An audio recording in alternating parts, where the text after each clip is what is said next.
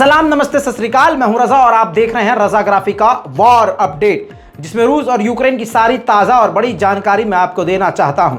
दोस्तों, आपको बता दूं कि हाल में ही जो कल मैंने आपको बताया था कि रशिया ने न्यूक्लियर परमाणु युद्ध अभ्यास शुरू किया है।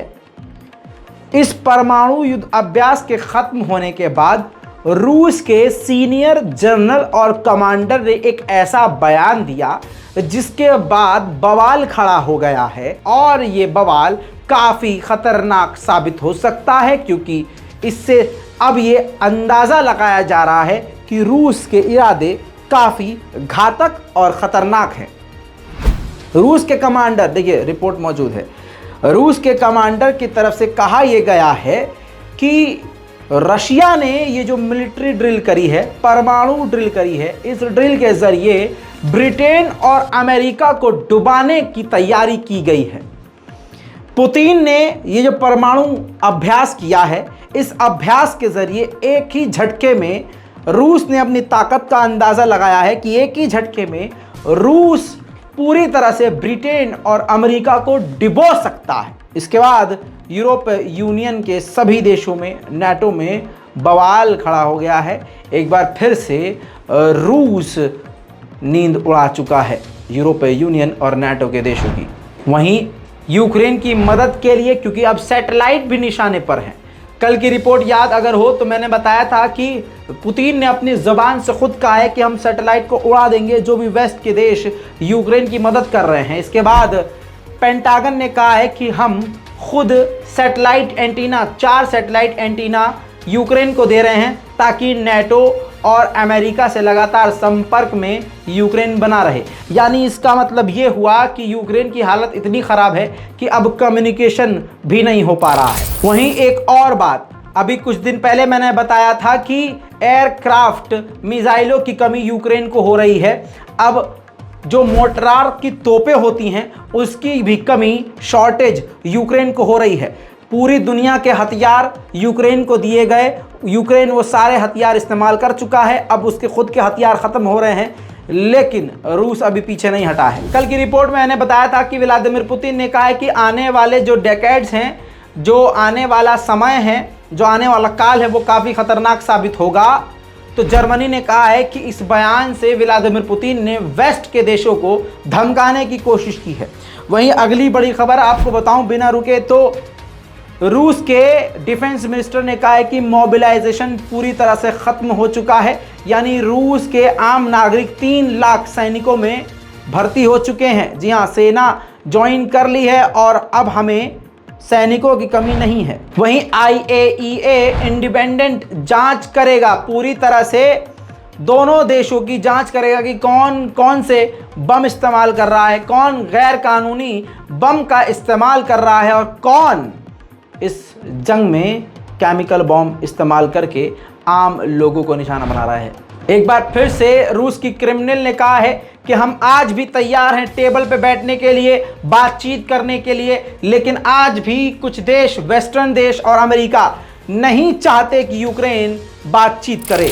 वहीं एक देखिए ज़बरदस्त खबर सामने आई है, यूक्रेन के 2 सैनिक लड़ते लड़ते लैंड माइन के निशाने पर आ गए और बम फटा तो दोनों के एक एक पैर उड़ गए, कट के अलग हो गए।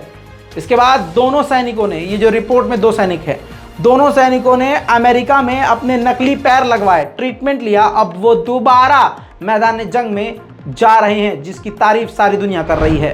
करामातोर्स्क के इलाके, डोनेट्स्क के एक छोटे से इलाके में रूस ने बड़ा हमला किया, जिसके बाद धुआं धुआं इलाका हो गया।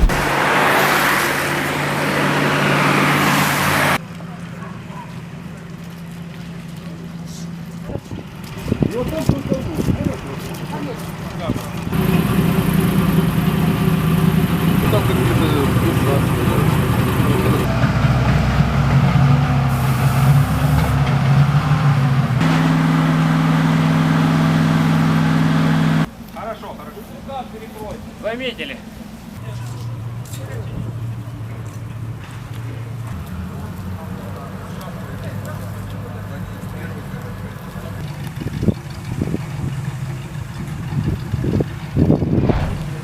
वहीं जो सवाल मेरे दिमाग में है, आपके दिमाग में है, बाइडन ने वो पूछ लिया है। बाइडन ने व्लादिमीर पुतिन से पूछा है कि अगर आपको परमाणु हमला नहीं करना तो आप रुक रुक कर परमाणु हमले की धमकी क्यों दे रहे हैं, ये खतरनाक है। वहीं रूस ने बड़ी बात कही है। रूस ने कहा है कि यूक्रेन परमाणु हमले का नाम ले लेकर वेस्ट से और भीख मांगेगा और हथियार मांगेगा। यूएन को अपडेट किया था, जानकारी दी थी रूस ने डर्टी बॉम्ब का कि बायोलॉजिकल वेपन, केमिकल बॉम्ब खुद यूक्रेन अपने ऊपर मारकर खतरनाक कांड कर सकता है और हमें कई देशों से डायरेक्ट भिड़वा सकता है। भारत, चाइना समेत कई देशों से डायरेक्ट व्लादिमीर पुतिन ने बात करी थी। इन सबके बाद यूएन ने इस क्लेम को, रूस के क्लेम को झुटला दिया है, ठुकरा दिया और कह दिया है कि हमारे पास ऐसी कोई जानकारी नहीं है कि यूक्रेन के पास कोई डर्टी बम हो। दोस्तों, सारी दुनिया एक तरफ है और रशिया अकेला तन्हा। इसके साथ आपको बता दूं कि व्लादिमीर पुतिन ने भारत की जमकर तारीफ करी है, मोदी जी की भी जमकर तारीफ करी है। व्लादिमीर पुतिन ने कहा कि भारतीय सरकार अपने भारत के बारे में सबसे पहले सोचती है। इस मोदी सरकार ने भारत के लिए बहुत कुछ किया है और पहले भारत के लिए सोचती है। जमकर व्लादिमीर पुतिन ने मोदी और मोदी सरकार की तारीफ करी है। जी हाँ, मुझे पूरा यकीन है कि इसके बाद पुतिन को कम से कम अंधभक्त अपना बाप जरूर मानेंगे। सुनिए। A lot has been done in the past years under the leadership of Prime Minister Modi. Naturally, he's a patriot of his country. And his idea of make in India, it matters. Both in economic-wise and in the ethic. So India has made tremendous steps forward in development, and the future belongs to India. It can be proud of the fact that it's the largest democracy in the world. It can also be proud of its development momentum. This is a very important foundation that India is building on. We have a special relationship with India. वहीं इसके बाद आपको बता दूं, Ramzan Kadyrov ने पहली बार माना है कि रूस में वो कमजोर पड़े हैं। जी हां, पहली बार अपने टेलीग्राम चैनल पर रमजान कादिरोव ने माना है कि हाल फिलहाल में सिर्फ उन्हीं के 23 सैनिक मारे गए हैं और सैकड़ों घायल हुए हैं। उसके अलावा बात करें चेक रिपब्लिक की, तो चेक रिपब्लिक में जनता सड़कों पर उतर आई है रूस के समर्थन में। रूस पर जबरदस्त पाबंदियां सारी दुनिया की तरफ से लगाई है, तो जनता अब चेक रिपब्लिक की, कम से कम चेक रिपब्लिक तो साथ है, चेक रिपब्लिक की जनता सड़कों पर उतरकर रूस के समर्थन में नारेबाजी कर रही है।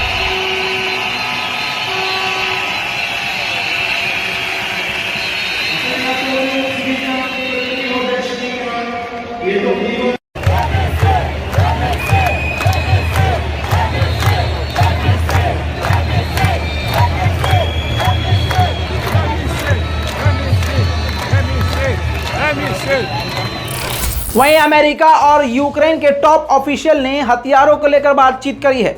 ऐसा अंदेशा है कि यूक्रेन को भारी मात्रा में अमेरिका और हथियार भेज सकता है।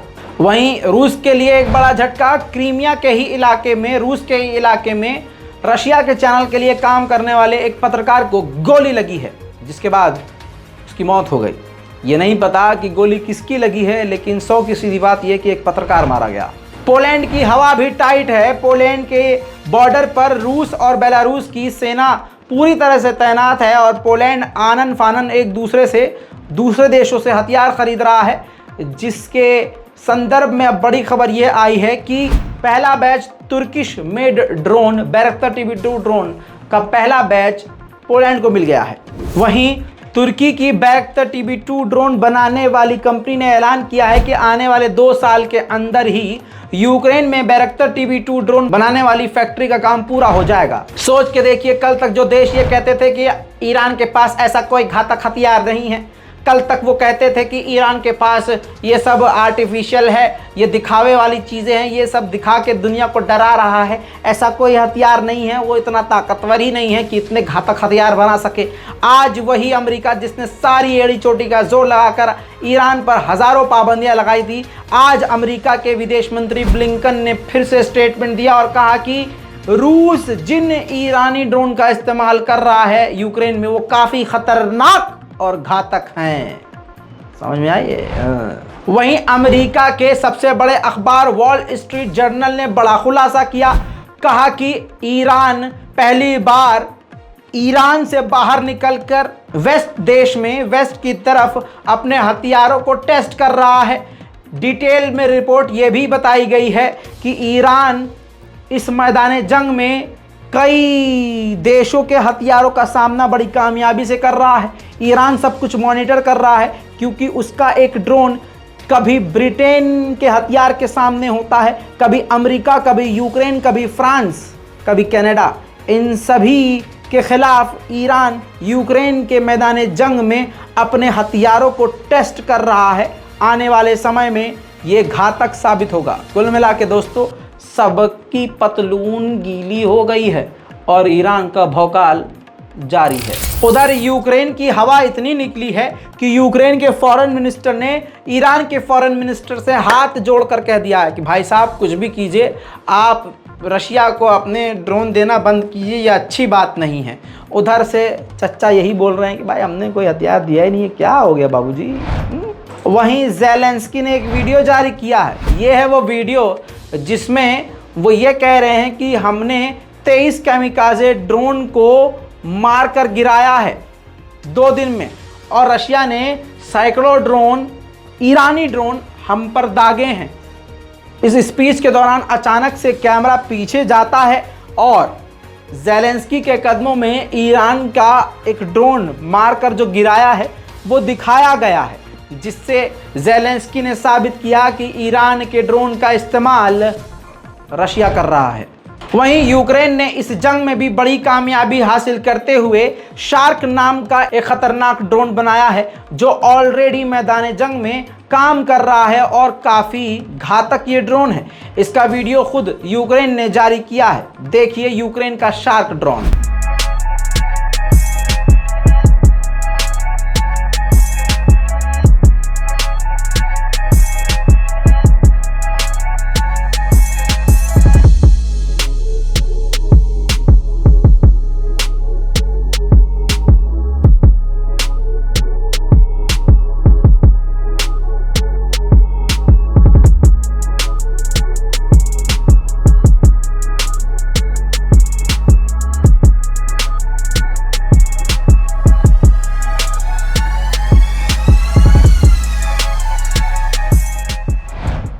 वहीं जब व्लादिमीर पुतिन ने इल्ज़ाम लगाया और धमकी दी वेस्ट के देशों को कि ये बढ़ावा दे रहे हैं यूक्रेन को हथियार देकर, इस जंग को बढ़ा रहे हैं और बढ़ावा दे रहे हैं और हमारी नज़र उन देशों पर हैं जो हथियार दे रहे हैं, तो साउथ कोरिया की हवा निकल गई। साउथ कोरिया की तरफ से तुरंत स्टेटमेंट जारी किया गया और क्लियर किया गया कि हमने कोई भी हथियार, लीथल वेपन हमने यूक्रेन को नहीं दिया है, हमने सिर्फ ह्यूमैनिटेरियन एड दिया है। ब्रिटेन की खुद की हालत ख़राब है। ऋषि सुनक आए हैं और उनको ये लग रहा है कि हालत सुधर सकती है। ब्रिटेन ने इतनी गलतियां कर दी हैं पाबंदी लगाकर गैस और तेल पर रूस की, कि खुद ब्रिटेन की जनता बेहाल है। ऐसे में ब्रिटेन ने एक बार फिर से ऐलान किया है 1 जनवरी 2023 से हम रूस की सारी गैस पाइपलाइन और तेल को बंद कर देंगे। हम पूरी तरह से कट ऑफ कर देंगे, रूस से कोई गैस और तेल नहीं लेंगे। इससे पहले से ही आपको बता दूं, इस बयान के पहले से ही ब्रिटेन में जनता खिलाफ है ब्रिटेन के। हाल में ही लिख के ले लीजिए, लिख के दे रहा हूं, रिकॉर्ड पे बोल रहा हूं, ब्रिटेन का हाल बुरा होगा। और वहीं यूक्रेनियों को बड़ी राहत अज़रबैजान ने दी है। अज़रबैजान में यूक्रेन के नागरिक पहले सिर्फ 3 महीने के लिए जाकर रुक सकते थे, लेकिन अब यूक्रेन की हालत देखने के बाद अज़रबैजान ने अपना बड़ा दिल दिखाते हुए यूक्रेन के नागरिकों के लिए अपने देश का दरवाज़ा खोल दिया और कह दिया है कि यूक्रेन के नागरिक सारी उम्र आगे ताउम्र यहाँ हमारे देश में पनाह ले सकते हैं, रह सकते हैं। जैसा मैं पहले बता चुका हूँ कि रूस के रक्षा मंत्री ने कहा है कि मोबिलाइजेशन कंप्लीट हो गया है, लेकिन ये देखिए दोनों एक साथ नज़र आए हैं, व्लादिमीर पुतिन और रक्षा मंत्री रूस के। इस दौरान एक नई बात सामने आई है कि 3 लाख सैनिक पूरे कर लिए गए हैं, जिनमें से 82,000 यूक्रेन की तरफ भेज दिए गए हैं। वहीं इसके अलावा रूस ने यूक्रेन के कई हिस्सों पर एयर स्ट्राइक आज की है।